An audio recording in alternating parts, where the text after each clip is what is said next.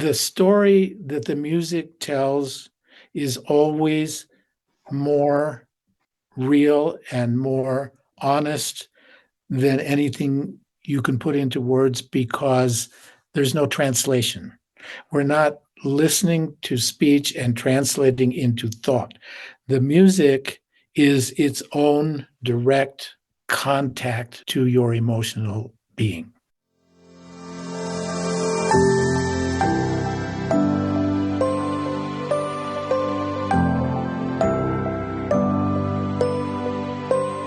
Welcome to The Age of Aging, a podcast about living well with an aging brain, produced by the Penn Memory Center.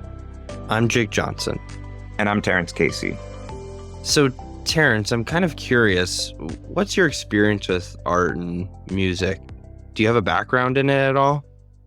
I do. It's been a while, but I grew up in a really musical household. One of 5 kids, everybody played some combination of instruments. Probably my longest tenure is playing piano. Took lessons for about 12 years or so and will still tinker very poorly at home, but spent some time with the cello and the saxophone. I spent some time in choirs from elementary school through high school. Wow. You sound pretty prolific as a child.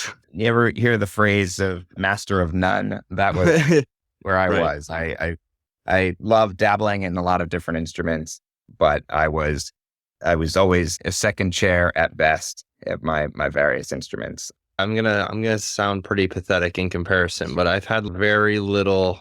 I tried the guitar when I was a kid a few times, and just I could never be consistent with it. I've always kind of thought of myself as a big consumer of art. I love art, and I remember as a kid I wanted to be a movie critic, and I used to watch all of these movie reviewers on YouTube. Maybe that's kind of why I'm doing podcasting, because it's not as intensive as putting together a symphony or like drawing something. There's kind of just raw materials available to you, and then you just have to kind of edit it and comment on it. But yeah, I only asked the question because the story that I have been working on has been about the kind of intersection between science and the Memory Center and art. So I'm also kind of curious what the history of art at the Memory Center has been. You've been here much longer than me. Yeah. Art has played a definite role in how we care for older adults at the Penn Memory Center, both with our patients and also their caregivers, but also in the form of research as well. Going back to when I first started working here in the Stone Ages, we worked with a researcher who was a nursing student who is very interested in multiple different ways of how persons living with cognitive impairment engaged with the arts. But part of that work was this researcher had created a community choir out of Penn Memory Center patients and caregivers. Similar to how we talked about memory cafes in a previous episode, we weren't identifying so-and-so has cognitive impairment, so-and-so is caring for another, but rather this is just a safe space for older adults to gather and sort of celebrate their singing. And then, of course, most recently, we had the Arts on the Mind Festival earlier this year, and I'm guessing that's where you're headed with this conversation. You are correct. That is where I'm headed with this conversation. As you said, this past spring, the Penn Memory Center, in collaboration with the Philadelphia Chamber Music Society and a ton of other Philly organizations, put together the Arts on the Mind Festival, which really was an intersection between the mind, age-related diseases like Alzheimer's, and different kinds of art, visual art, music, performance. An opera was the final performance, and that was kind of the basis that started the whole festival off. So I really wanted to learn more about kind of how all of this came together, and also trying to better understand why an arts festival. Yeah, so arts has played an oversized role in our research and care for the past decade. But I think the Arts on the Mind Festival brought it all together. This is the first time that we worked with multiple different art groups rather than just an individual who was interested in partnering with us. And I think one of our key takeaways from this event is how tight-knit the arts community is in Philadelphia and just how many of them are interested in working with older adults or making the arts accessible to the widest portion of the population.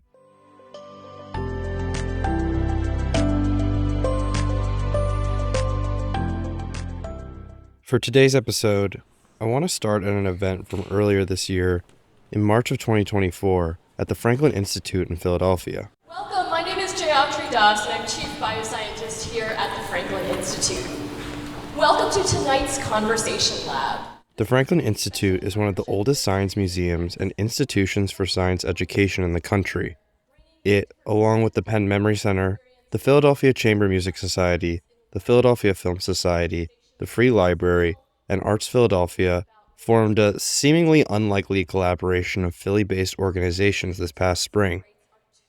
Together, they launched the Arts on the Mind Festival on March 13, 2024, which would run for 2 months with 6 events in total, covering the intersection of the brain, the mind, and various different art forms.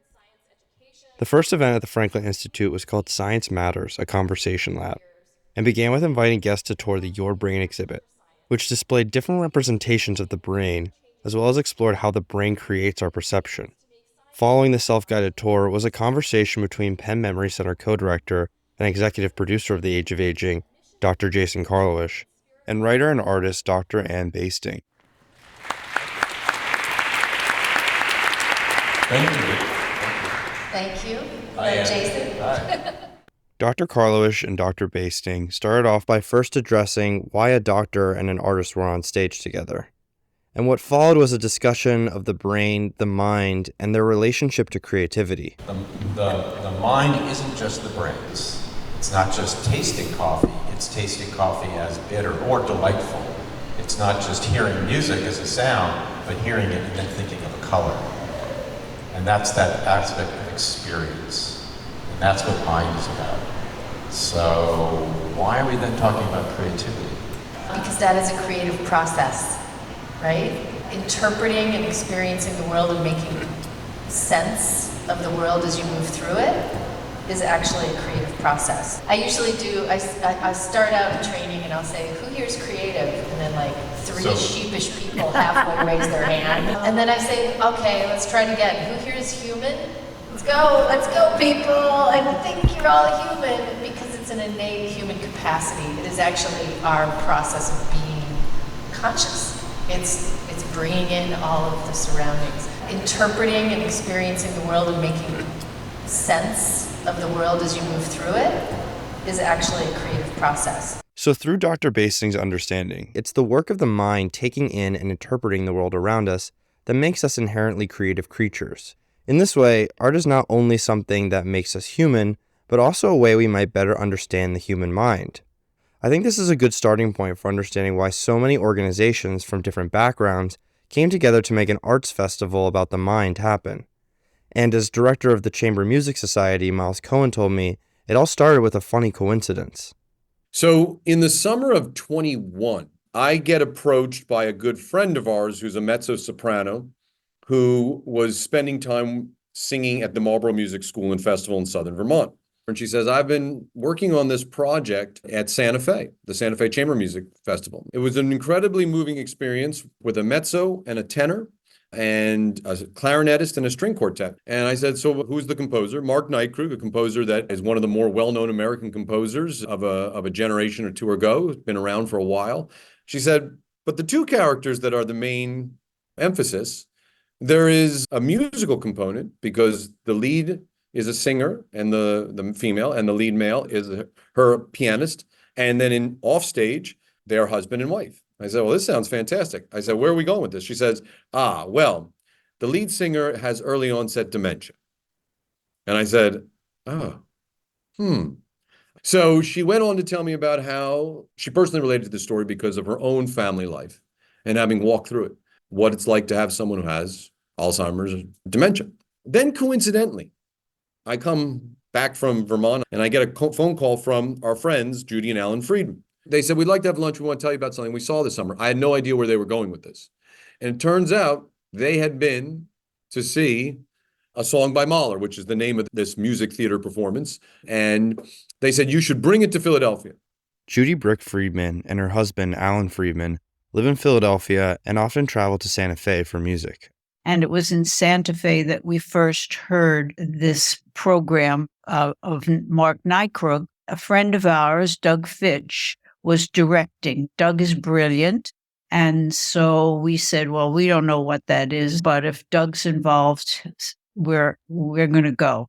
And we were so impressed by the performance, the excellence of the musicianship, the concept, the relevance to current issues. The way that the piece works is the husband and wife are performers, and you see over the course of this 80 minute event, the changing capabilities, capacities of the singer, who's also the wife. I think Jason concluded quite well when he saw it. It demonstrates, on one hand, the passage of time and the impact on the brain, on the person that's encumbered by this.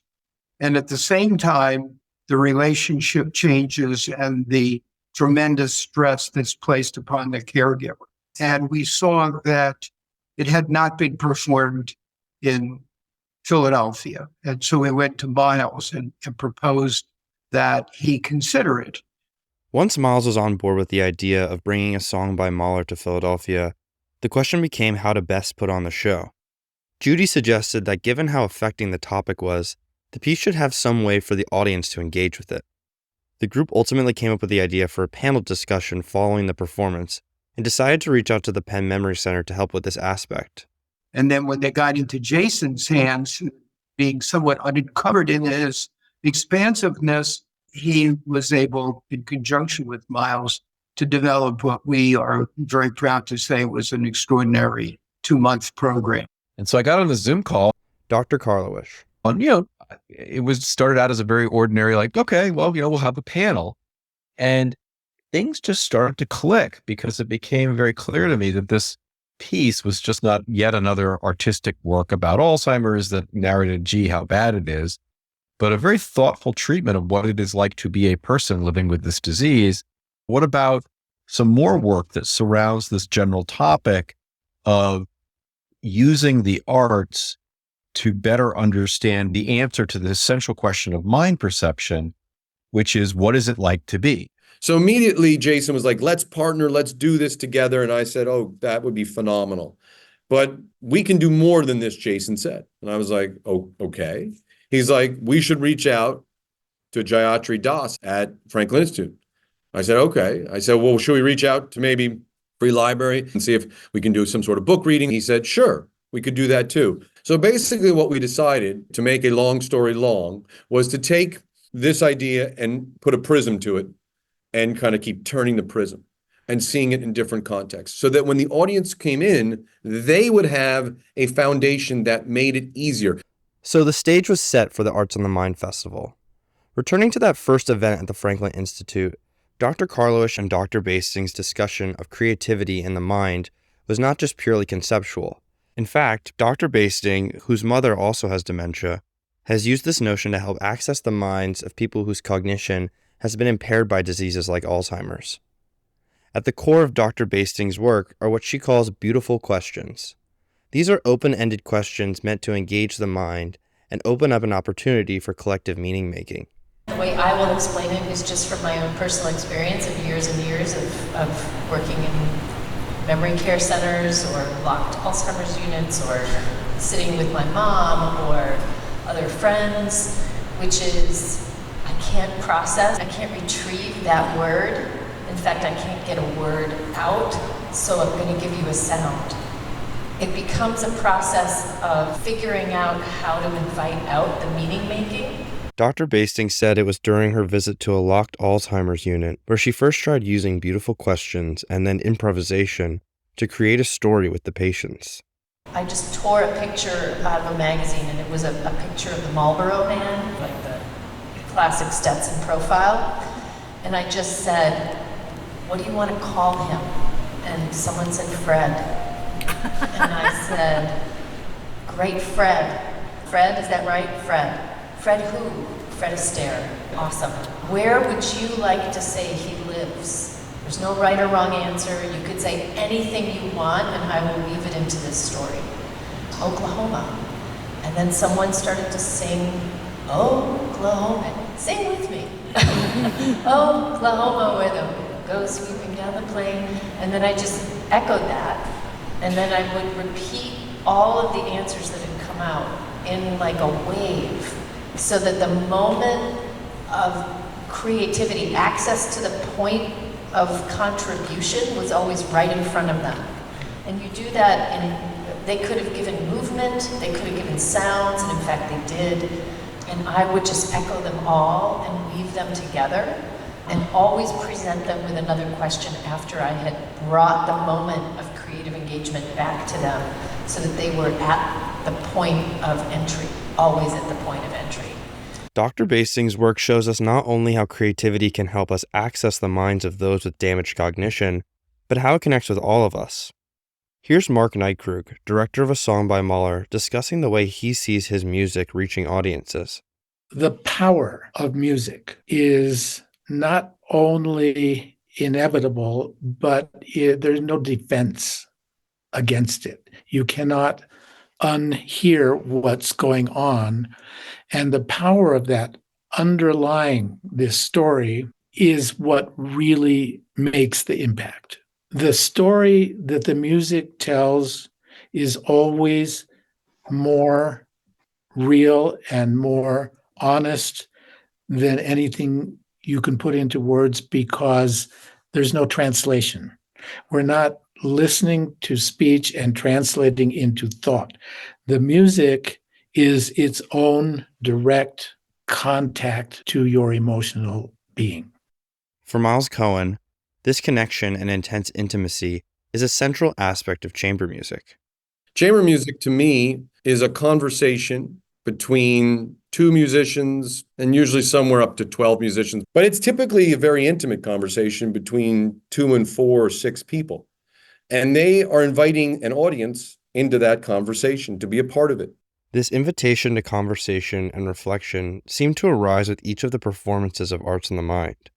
Here's Judy and Alan Friedman again, talking about the experience of going to the events at the festival. One of the things we noticed is that we were seeing some of the same couples over and over in each of the venues, and realized that caregiver and cognitive impaired person were looking to us and wondering which of us was the caregiver and which of us might be the one cognitively impaired.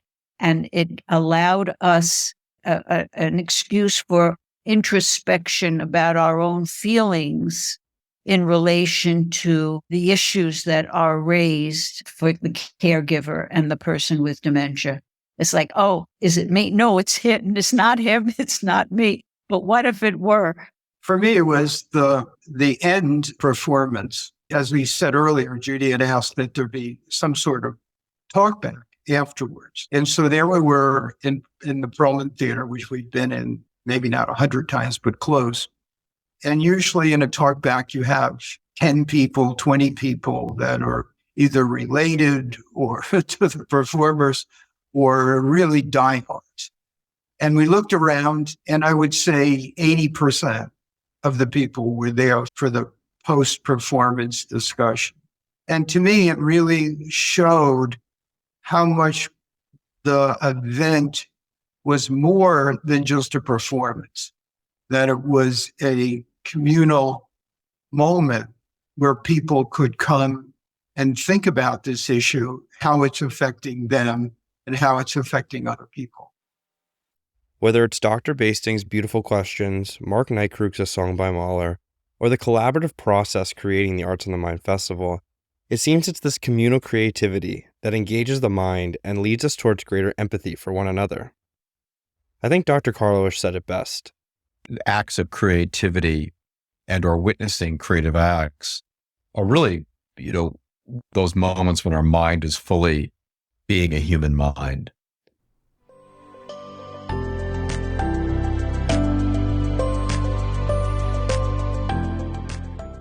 Telling the story of Arts of the Mind could have gone for hours. And there were so many things that involved in this festival. I thought this was a really nice summary of sort of the reasons behind the event.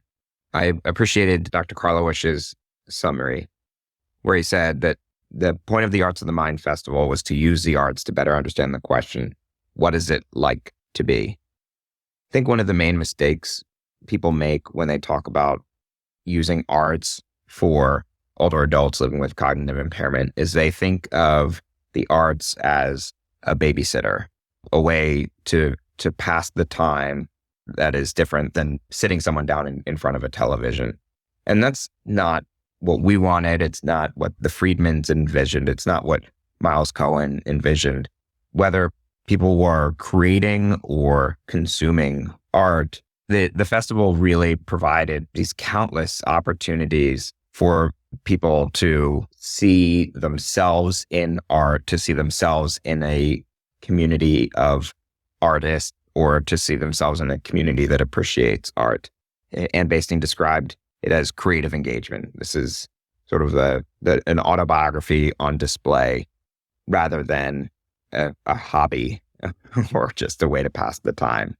I think that doing this story, I really came to understand just how much arts can connect with anybody. I think Anne Basting talking about her work and the way that she uses art and improv and creativity to kind of connect with older adults is really powerful. It's like those videos of people listening to music from when they were 20 and they light up. It's such a universal experience, the way that art can connect with us and bring us back to something that it's beyond words. It's beyond our ability to actually articulate speech. And when that part of your cognitive ability is lost, you see how much art is intrinsic to who we are by the way that it can connect with us still. Yeah, and it is universal. It's been more than a decade since I first interviewed for this job in Dr. Karlawish's office, but I remember talking about my own grandmother's experience long after she was diagnosed with dementia, listening to Chopin. And as I described earlier, I was a mediocre at best pianist, but really emphasized learning a lot of Chopin because it was one of the few things that could sort of get a reaction out of my grandmother still at that time. And as a high school student experiencing this, I thought, isn't it nice to see that she can still react to music? But now through the lens of Arts of the Mind, it's clearer that it's less about her just recalling music from before. And it's more of us getting a glimpse at who she was as an adult before her diagnosis and seeing that that person remains, that she is not a different person because of a diagnosis. It's just we have different pathways to access that person. Dr. Karlawish also referred to specifically the opera of A Song by Mahler as a thoughtful treatment of what it's like to live with this disease. And I really like that idea of arts as a treatment, as something you could prescribe. I'm picturing our neurologists writing down on a piece of paper a prescription for Leqembi and 2 operas. And it's trivial, but I do think that we can think of the arts as part of a treatment plan moving forward.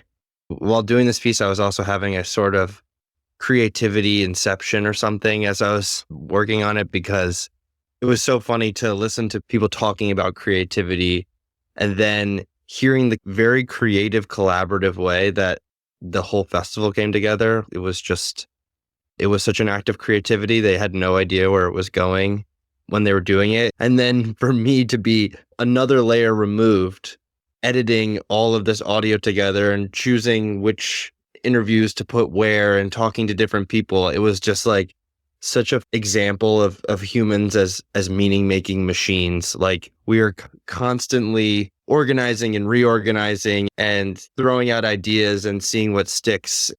One thing that I regret about all this is that we didn't have a lot of time to talk about all of the other elements of the festival. And certainly there's extensive coverage up on the Penn Memory Center website, and we'll put a link to that in the show notes as well. but some highlights from it for me personally were having the mezzo-soprano, Jennifer Johnson Cano, performing not just on stage for a song by Mahler, but at our memory cafe for some of our patients and their caregivers. When she sang You'll Never Walk Alone, there were very few dry eyes in the audience there. I also really love the diversity of art, both the visual arts and music and art creation at the Woodmere Museum in partnership with our good friends, Arts Philadelphia. And then, of course, the documentary by Rhea Tajiri that was shown at the Philadelphia Film Center. This was a first-person perspective about being an adult caregiver for a mother living with dementia. Very powerful film, followed by a strong discussion, getting back to Dr. Karlawish's original point of what is it like to be both patient and caregiver in that moment. The festival itself was a one-time thing. We're not planning on repeating that the way that it was. However, we are planning on having Arts on the Mind be much more involved in everything that we do moving forward. We'll have more engagement with the arts community. We're working with an art therapy group who is interested in spending more time with our patients. There's countless opportunities all over the city. And I think what we're learning here is that the arts community in Philadelphia and beyond is interested in making their work accessible to older adults, particularly those living with cognitive impairment. Thanks for listening to this episode of The Age of Aging. The Age of Aging podcast is supported by the Penn Memory Center, the University of Pennsylvania Alzheimer's Disease Research Center, the Institute on Aging, and the Penn FTD Center. For this episode, we want to thank those who helped make the Arts on the Mind Festival possible, including Anne Basting, Miles Cohen, Jayatri Das, Judy and Alan Friedman, Jennifer Johnson Cano, Jason Karlawish, Dasha Kipper, Mark Nightkrug, Susan Schifrin, and Rhea Tajiri. Our partner organizations for the festival were the Philadelphia Chamber Music Society, the Franklin Institute, the Free Library of Philadelphia, Arts Philadelphia, the Woodmere Art Museum, the Philadelphia Film Center, and the Kimmel Center. Contributors include myself and Terrence Casey, as well as Nicola Calcovecchia, Dalia El Said, Marie Ingenieri, Jason Karlawish, Emily Largent, Meg McCarthy, and Megan Sharp. More information on the stories you heard today can be found in our show notes and on our website, pennmemorycenter.org.